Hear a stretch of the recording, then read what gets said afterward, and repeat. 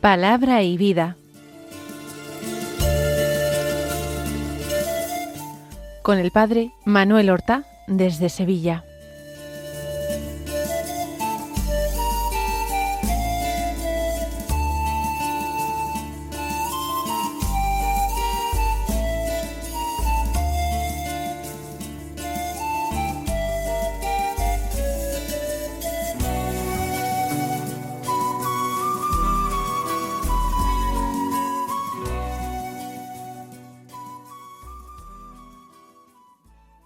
En el nombre del Padre, y del Hijo, y del Espíritu Santo.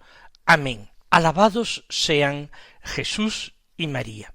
Muy buenos días, queridos amigos, oyentes de Radio María y seguidores del programa Palabra y Vida.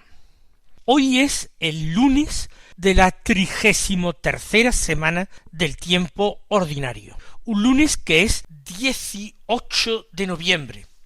Y en él la Iglesia celebra la memoria de las dedicaciones de las basílicas de los apóstoles San Pedro y San Pablo. La dedicación de la Basílica de San Pedro del Vaticano y la dedicación de la Basílica de San Pablo extramuros. Precisamente no hace mucho tiempo, el día 9 de este mes, celebrábamos la dedicación de la Basílica de San Juan de Letrán, Catedral de Roma.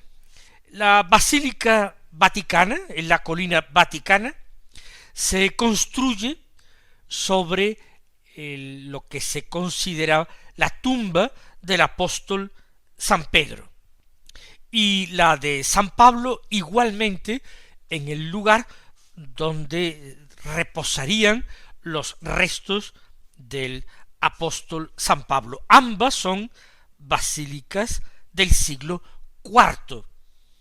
La celebración de la dedicación de estas basílicas se celebraba primero solamente en Roma, en las mismas basílicas, y posteriormente pasó a celebrarse en toda la Iglesia del rito romano, honrando de esta manera a esos dos grandes apóstoles que son las columnas de nuestra fe, San Pedro y San Pablo. Quedan 2 semanas hasta el comienzo del Adviento, y a lo largo de estas 2 semanas, como primera lectura de la misa, menos el domingo, se lee el libro del Apocalipsis. Pienso que es una buena ocasión para repasar este libro y rezar con él. Un libro que tiene fama de difícil, pero que en estos tiempos difíciles que son los nuestros puede aportarnos esperanza y claridad de criterios. Así pues, hoy del Apocalipsis, del capítulo 1, leemos los versículos 1 al 4.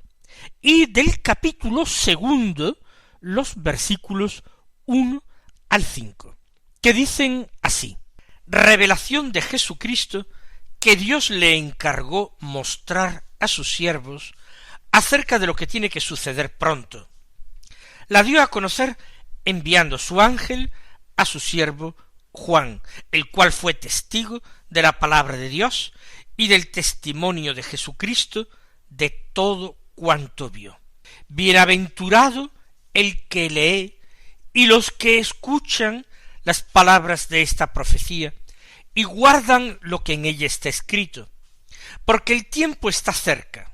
Juan a las 7 iglesias de Asia: gracia y paz a vosotros de parte del que es, el que era y ha de venir, de parte de los 7 espíritus que están ante su trono. Escuché al Señor que me decía: escribe al ángel de la iglesia en Éfeso. Esto dice el que tiene las 7 estrellas en su derecha, el que camina en medio de los 7 candelabros de oro. Conozco tus obras, tu fatiga, tu perseverancia, que no puedes soportar a los malvados, y que has puesto a prueba a los que se llaman apóstoles, pero no lo son, y has descubierto que son mentirosos. tienes perseverancia, y has sufrido por mi nombre, y no has desfallecido.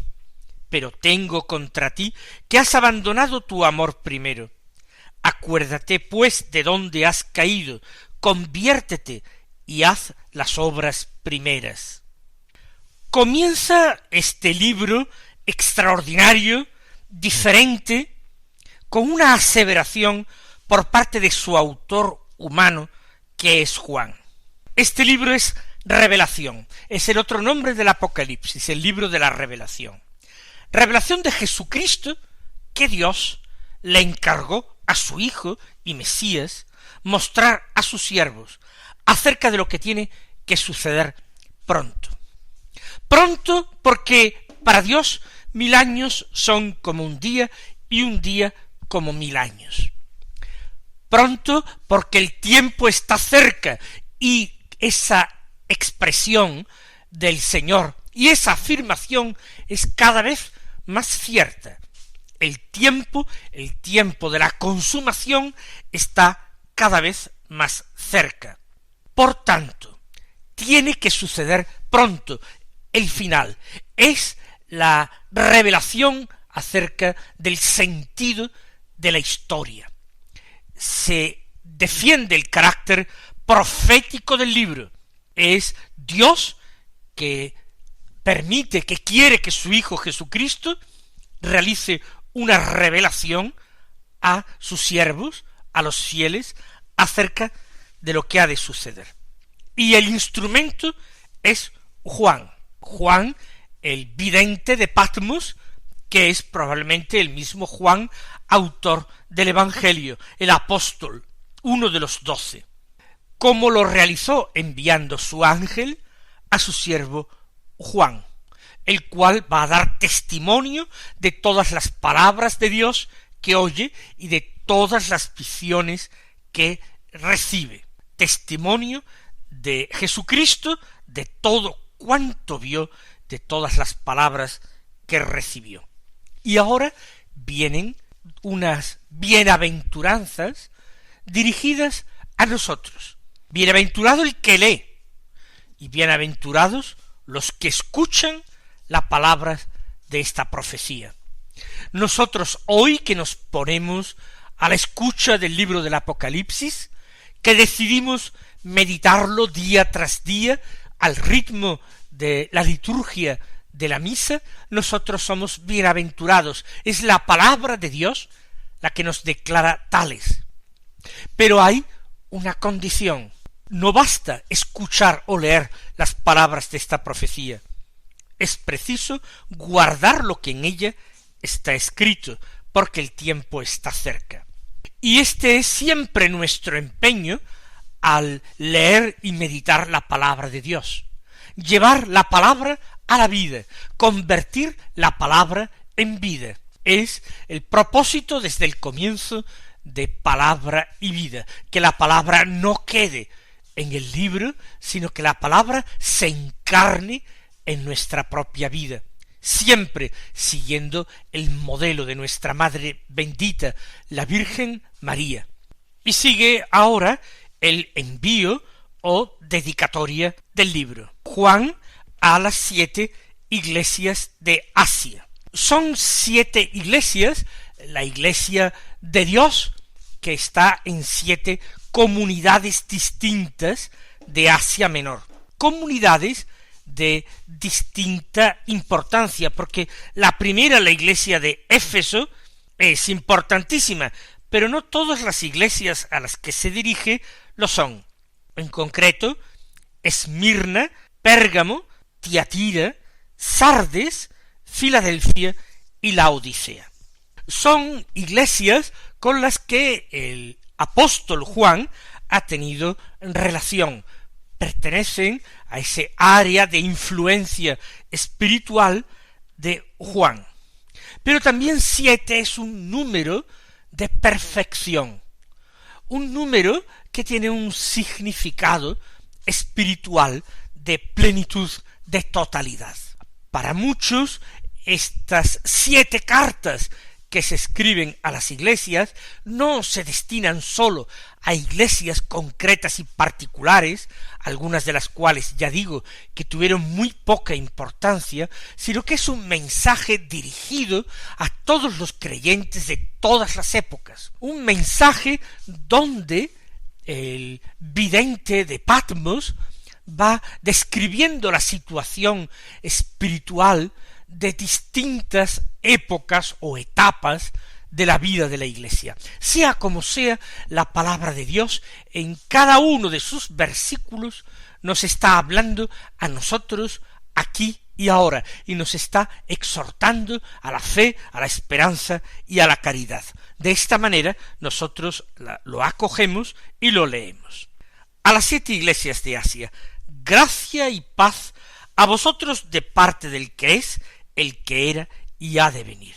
Así se describe al Verbo, al Logos, al Hijo de Dios. El que es, porque como ha dicho en el prólogo del Evangelio, el Verbo existía desde siempre, es coeterno con el Padre, y se encontraba junto al Padre en el momento de la creación, de tal manera que todo fue hecho por Él y para Él. Es, por tanto, el que es y el que era, pero es también el que ha de venir, porque es la fe de la Iglesia que alienta su esperanza, que el Señor vendrá, que como la habéis visto marcharse, son palabras de los ángeles el día de la ascensión de Jesús al cielo, de la misma manera que la habéis visto marcharse, volverá sobre las nubes del cielo para juzgar a vivos y muertos.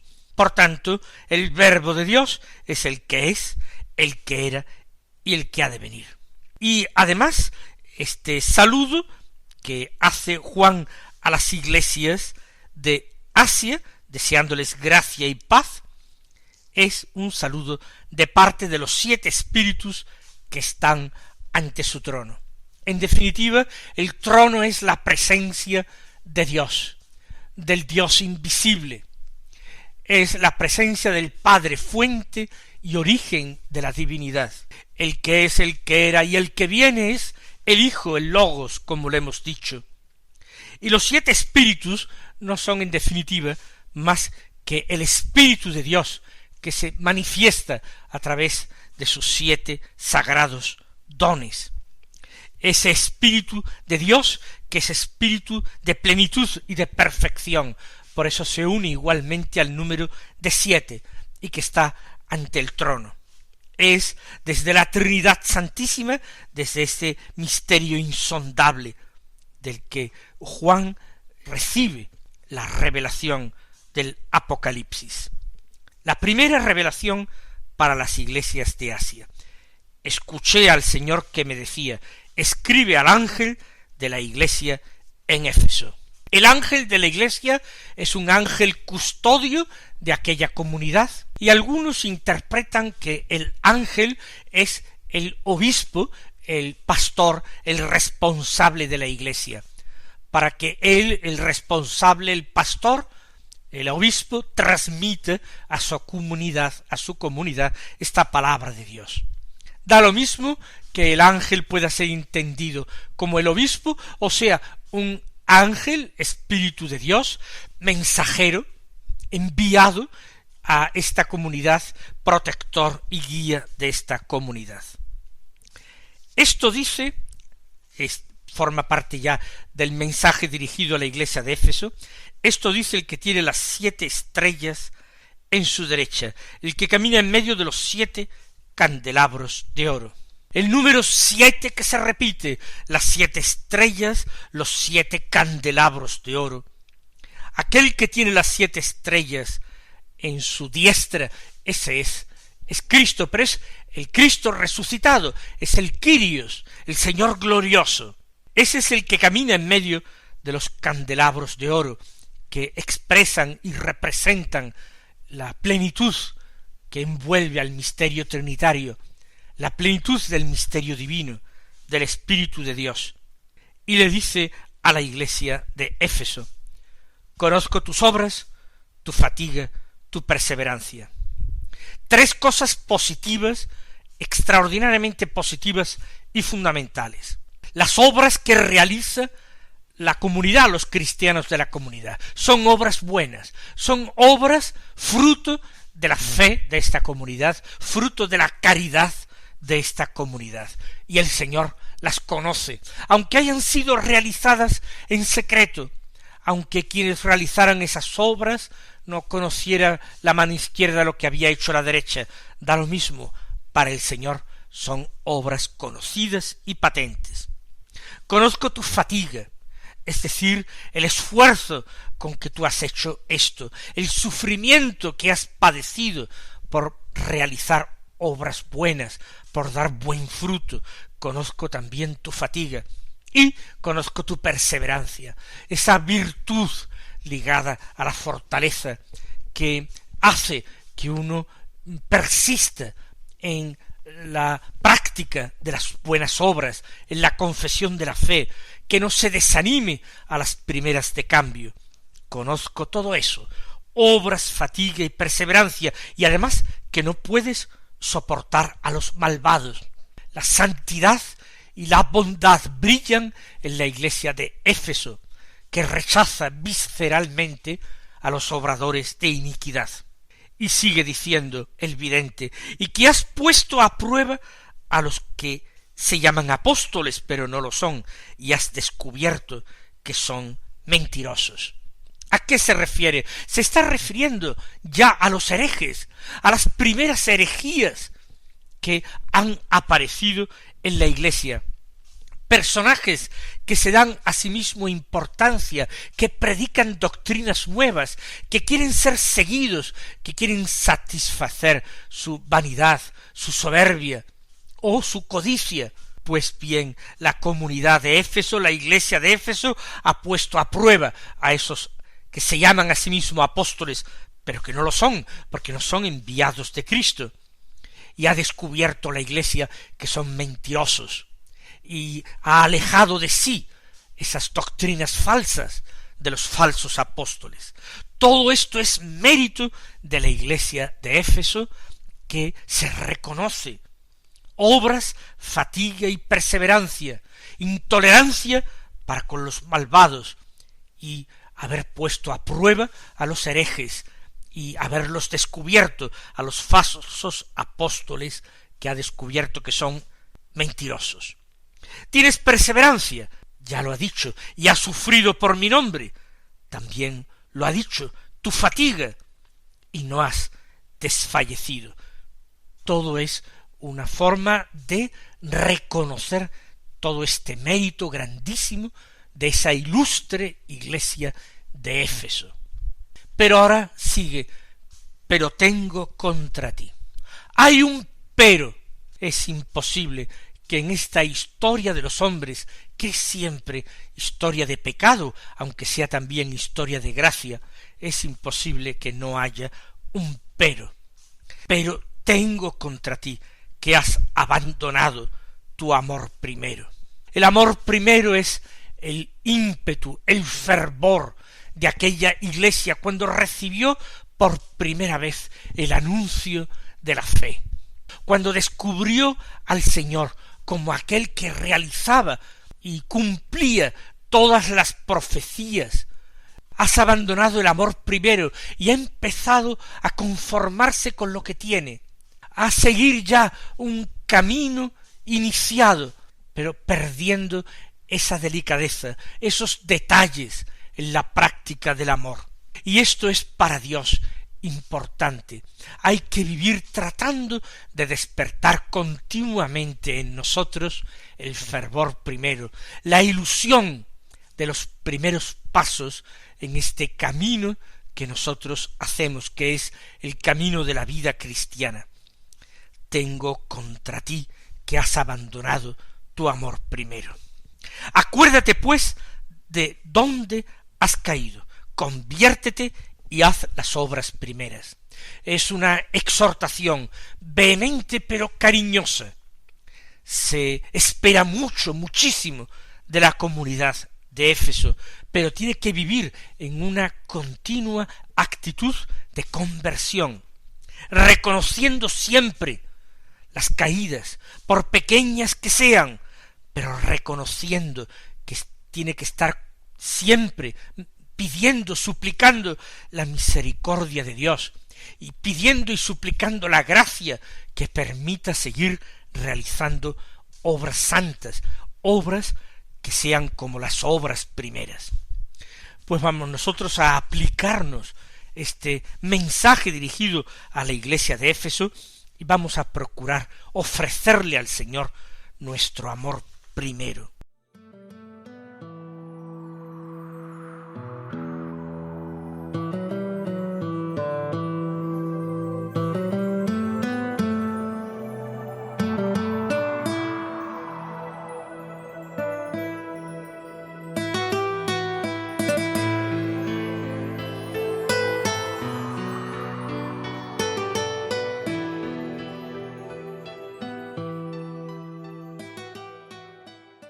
Escuchemos ahora, para terminar, el Santo Evangelio de la Misa, que es según San Lucas, del capítulo 18, los versículos 35 al 43, que dicen así: Cuando se acercaba Jesús a Jericó, había un ciego sentado al borde del camino pidiendo limosna.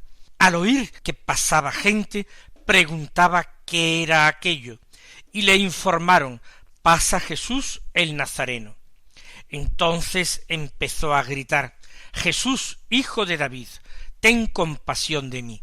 Los que iban delante lo regañaban para que se callara, pero él gritaba más fuerte: Hijo de David, ten compasión de mí. Jesús se paró y mandó que se lo trajeran. Cuando estuvo cerca le preguntó: ¿Qué quieres que haga por ti? Él dijo: Señor, que recobre la vista. Jesús le dijo: recobra la vista, tu fe te ha salvado.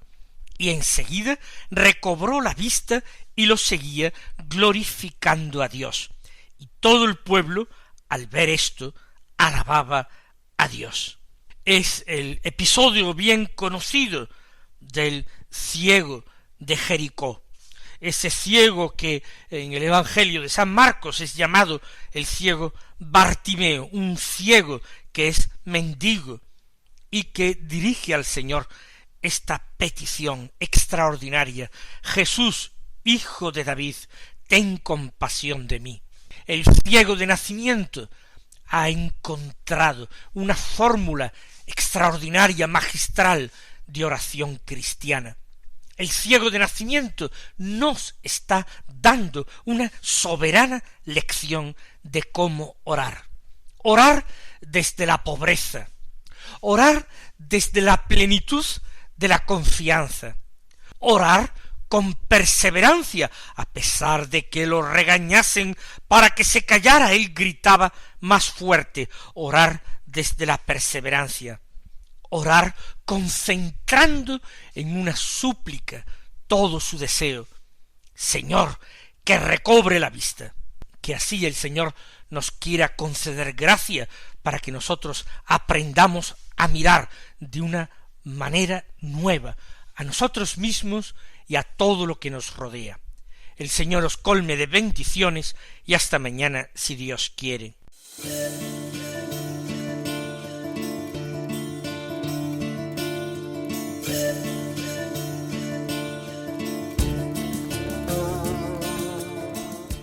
Han escuchado en Radio María Palabra y Vida, un programa que dirige el Padre Manuel Horta.